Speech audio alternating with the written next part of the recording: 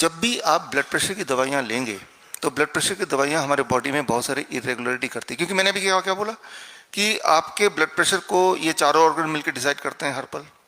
अब अगर blood pressure की गोली आपने ले लिया तो इन चारों ऑर्गन को आपने डिस्टर्ब कर दिया बीच में से। एक पांचवी चीज आ गई ब्लड प्रेशर को डिसाइड करने के लिए। अब चार चीजें नहीं है, ब्रेन, लंग, हार्ट और किडनी नहीं है, पांचवी चीज क्या है?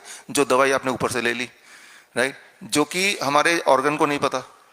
तो ये जो दवाई आप ले रहे हैं ये इंटरफेयर कर रहा है किडनी के फंक्शनिंग में, और यही वाली दवाई जब लगातार कुछ समय तक लेंगे तो किडनी की फंक्शनिंग धीरे धीरे धीरे धीरे एब्रप्ट होने लगेगी, हिलने डुलने लगेगी, खराब होने लगेगी। अब जब किडनी आपकी खराब हो रही है, not because of you, it is because of the medication which you are taking. अगर आपको इसमें जरा भी शंका है तो इसी मेडिसिन का लॉन्ग टर्म साइड इफेक्ट देखेंगे तो one of the side effect is kidney failure. इसका एक शॉर्ट टर्म साइड इफेक्ट देखेंगे तो नींद डिस्टर्ब होना। कोई भी ब्लड प्रेशर की दवाई नींद को डिस्टर्ब करती है। कैसे? क्योंकि नींद के आने के लिए रात को एक पर्टिकुलर टाइम के बाद your blood pressure has to dip little bit, only then आपको नींद का एहसास होगा।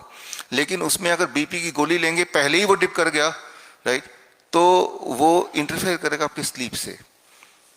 तो ऊपर से ये जो ब्लड प्रेशर की दवाइयाँ हैं, मान लो अगर आप सुबह लेते हैं तो वो डबल स्पीड से काम करता है इन कंपैरिजन शाम के, राइट। तो बहुत सारे इसमें इफ एंड बट है इन ब्लड प्रेशर की दवाइयों में। खाली पेट लेंगे तो वो और तेजी से काम करेगा। जब भी आप कोई भी ब्लड प्रेशर की दवाई लेते हैं, मुंह से जाता है, पेट में जाता है, मुंह से, है ना, ब्लड में नहीं जाता, मुंह से पहले पेट में जाता है। तो आप मान लो आपने 40 mg की ब्लड प्रेशर की दवाई ली तो वो पेट में गया, वो ब्लड में नहीं गया। ब्लड में लगभग 5वां हिस्सा जाएगा, करीब 8 मिलीग्राम ओनली। बाकी जो 32 मिलीग्राम है वो बॉडी डिस्कार्ड कर देगी, वो बॉडी फेंक देगी, बिकॉज बॉडी के हिसाब से ये पॉइजन है। तो पॉइजन को बॉडी स्टमक से ही बाहर निकाल देती है। लेकिन पॉइजन जब ज़्यादा लोड में होता है तो जब तक निकालती है तब तक भी थोड़ा सा ब्लड में चला जाता है। वही 8 mg आपके ब्लड प्रेशर को घटा रहा है। यानी कि अगर वही वाली दवाई इंजेक्शन से बॉडी में डालना हो तो वो 40 mg नहीं डालेगा डॉक्टर, तब कितना डालेगा? 8, क्योंकि वो सीधे ब्लड में जा रहा है, मतलब उसने स्टमक को बाईपास कर दिया है, राइट। तो ये दवाइयों के से हमारे बॉडी की फंक्शनिंग को इंटरप्ट हो जाता है। यूं मानिए कि यहाँ पे एक ऑर्केस्ट्रा चल रहा है, एक म्यूजिशियन गाना बजा रहा है और बीच में कोई छोटा बच्चा आके किसी को तंग कर रहा है, किसी को तंग कर रहा है, इधर हिला रहा है, उधर हिला रहा है, तो that will disturb the whole music orchestra, isn't it. तो आप जब इस तरह से दवाइयाँ लेंगे, कुछ दिन बाद धीरे धीरे धीरे धीरे आपके आंकड़े भी हिलेंगे और सबसे पहले रियल में किडनी फेलियर भी होगा। तो कैसे इससे बचना है? सबसे पहले तो इन दवाइयों से पीछा छुड़ाना है। जब तक आप दवाइयों से पीछा नहीं छुड़ाएंगे तब तक आप हेल्दी नहीं रह सकते। अच्छा, दवाइयों से कैसे पीछे छुड़ाना है?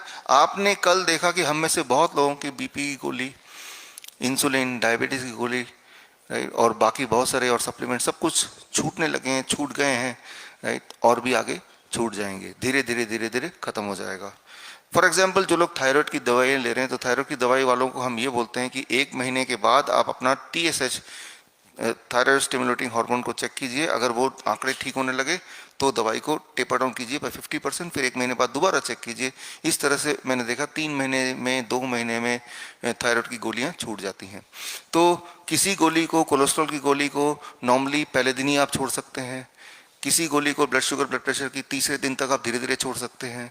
थायराइड की गोली को 1 महीने बाद, 2 महीने बाद धीरे धीरे करके हाफ करके तब छोड़ते हैं। हर गोली की छोड़ने की एक स्पीड है, राइट। तो उस पे बॉडी की डिपेंडेंसी अलग तरीके से है, लेकिन छोड़ना पड़ेगा। जब तक छोड़ेंगे नहीं, वो कुछ ऐसा है कि ऑर्केस्ट्रा चल रहा है और बीच बीच में आप उनको डिस्टर्ब कर रहे हैं, और फिर आप एक्सपेक्ट कर रहे हैं कि ये गाना ठीक से क्यों नहीं बजा रहे, आपस में सिंक्रोनाइज क्यों नहीं है, क्योंकि सिंक्रोनाइज आप होने नहीं दे रहे ना, बीच में से ये केमिकल बीच में डाल रहे हैं। तो that is, this chemical is alien to the body, right. तो अब बात करते हैं यूटीआई की, यूरिनरी ट्रैक इन्फेक्शन। 2008, जब भी किसी को यूरिनरी ट्रैक इन्फेक्शन होगा, याद रखिए कि वो डॉक्टर कुछ नहीं कर सकता। टेम्पररी रिलीफ दे सकता है, अभी एंटीबायोटिक दे देगा ज़्यादा से ज़्यादा। 2016 के बाद ऑफिशियली अनाउंस हो गया कि दुनिया के जितने भी एंटीबायोटिक्स हैं, मतलब anti bacteria, antiviral, antivirus, right, जितने भी एंटीबायोटिक हैं वो सारे के सारे अब खत्म हो चुके हैं ऑब्सोलीट हो चुके हैं, वो इनएफेक्टिव हो चुके हैं, क्योंकि पिछले जब से एंटीबायोटिक का इन्वेंशन हुआ उसके बाद से बैक्टीरिया ने भी अपने आप को म्यूटेट करना शुरू कर दिया। और अब जो नए जनरेशन के बैक्टीरिया है जो बॉडी में रहते हैं या अटैक करते हैं, वो एंटीबायोटिक रेजिस्टेंट बैक्टीरिया है, यानी कि उसको एंटीबायोटिक का कुछ असर नहीं होगा, म्यूटेट हो चुके हैं, राइट। सो जिस स्पीड से हम दवाइयाँ बनाते हैं इंसान, उसी स्पीड से बैक्टीरिया बड़ी चालाक है, उसको भी जिंदा रहना है तो वो अपने आप को चेंज करता रहता है, म्यूटेशन, राइट। तो मान लो आपने एक हथियार बनाया, बंदूक बनाया, ऐसे शेर को मारूंगा, जब तक आपने बंदूक से एम किया शेर को, तब तक वो शेर मच्छर बन गया, मच्छर। अब जिस औजार से, हथियार से आप शेर को, वही वाला औजार मच्छर को नहीं मार सकता। लेकिन फिर आपने वो रैकेट बनाया कि भाई रैकेट के, इलेक्ट्रिक रैकेट से मच्छर को मार दूंगा, जब तक आप रैकेट को चला के तैयार हुए तब तक वो मच्छर हाथी बन गया। अब उस इलेक्ट्रिक रैकेट से हाथी नहीं बनने वाला, अब हाथी के लिए जब तक आपने एक गोला बारूद तैयार किया, हो सकता तब तक वो चिड़िया बन गई। That is called mutation. जिस स्पीड से हम अपना हथियार बनाते हैं एंटीबायोटिक, एंटीवायरल, उससे ज्यादा स्पीड से बैक्टीरिया, वायरस अपने आप को म्यूटेट करता है, अपने आप को रीचेंज करता है, ताकि उनकी एग्जिस्टेंस इस दुनिया में बनी रहे। वो बैक्टीरिया, वायरस हमारे पृथ्वी में आने से बहुत पहले से आया हुआ है और हमारे शायद जाने के बाद भी बहुत लंबे समय तक रहने वाला है। तो हम बैक्टीरिया से जीत नहीं सकते इस तरह से। तो डॉक्टर क्या करते हैं कि वो एंटीबायोटिक खूब सारा डोज दे देते हैं। शुरू में ये एंटीबायोटिक काम करते थे जब इनका आविष्कार हुआ था, लेकिन धीरे धीरे सारे बैक्टीरिया ने अपने आप को म्यूटेट कर दिया। जैसे ट्यूबरक्लोसिस का बैक्टीरिया है, वो अब म्यूटेट हो चुका है, तो ट्यूबरक्लोसिस की दवाइयां काम नहीं करती, बिल्कुल काम नहीं करती, लेकिन वो नुकसान जरूर करेगी बॉडी को। जो उसका साइड इफेक्ट है वो तो बरकरार है, लेकिन जो उसका एक्शन है वो गायब है। तो आप देखेंगे कि जो ट्यूबरक्लोसिस के पेशेंट हैं वो ठीक नहीं हो सकते कभी, अभी देंगे ठीक होंगे ही नहीं, क्योंकि अब जो उसके अंदर bacteria, that is tuberculosis resistant, drug resistant bacteria है, उसका नाम ही ड्रग रेजिस्टेंट बैक्टीरिया है। ये ऑलरेडी ऑफिशियली अनाउंस हो गया, लेकिन क्या है कि अब डॉक्टर के पास जाएंगे, उनके पास हथियार ही ये है, तो उठा के लिख देंगे उनका क्या जा रहा है। और एट द सेम टाइम आपकी बॉडी भी फाइट कर रही है, और बॉडी अल्टीमेटली इन बैक्टीरिया को हरा ही देती है। और जब बॉडी हरा देगी, आपको लगेगा वो दवाई ली थी, हम ठीक भी हो गए, राइट। तो ये समझना होगा। अच्छा, तो करना क्या होगा? यूरिनरी ट्रैक इन्फेक्शन अगर दोबारा कभी होता है, किसी को भी होता है for that matter, for 3 days हम क्या करते हैं अपने हॉस्पिटल में, for 3 days on DIP diet minus plate 2।